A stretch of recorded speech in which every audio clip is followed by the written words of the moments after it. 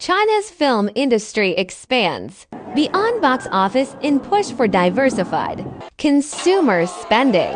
The national cultural and educational base at Oriental Movie Metropolis in Qingdao City, Shandong Province has attracted substantial crowds, surpassing 50,000 visitors since its opening in June 2025. China's film industry is transitioning from relying mainly on boxing office sales to building a broader 因为咱们这个影城所处的位置呢，刚好在建设路这个美食商圈的附近，所以目前我们已经跟周边的非常多的餐饮还有文旅的商家达成了一个深度的合作。During the 2026 New Year holiday, nearly 100 cinemas in Beijing extended their business hours until dawn on New Year's Eve, with more than 10 staying open all night. In Qingdao City, southwest China's Sichuan province, a historic century-old cinema has revitalized itself by upgrading its viewing technology and installing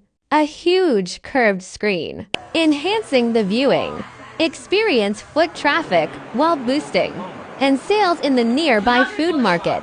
Additionally, film shooting locations across the country have become popular holiday destinations. At a large film studio in southwest China's Qingdao Province, throngs of movie fans flock to immerse themselves in the atmosphere of traveling back to the Qin and Han dynasties, to 21 BC to 20 AD. Similarly, Liling Film Studio in Shandong has launched a theme park focusing on intangible cultural heritage, offering an immersive experience to visitors. Non-stop themed performances and interactive activities throughout the day kept tourists thoroughly entertained and fully engaged.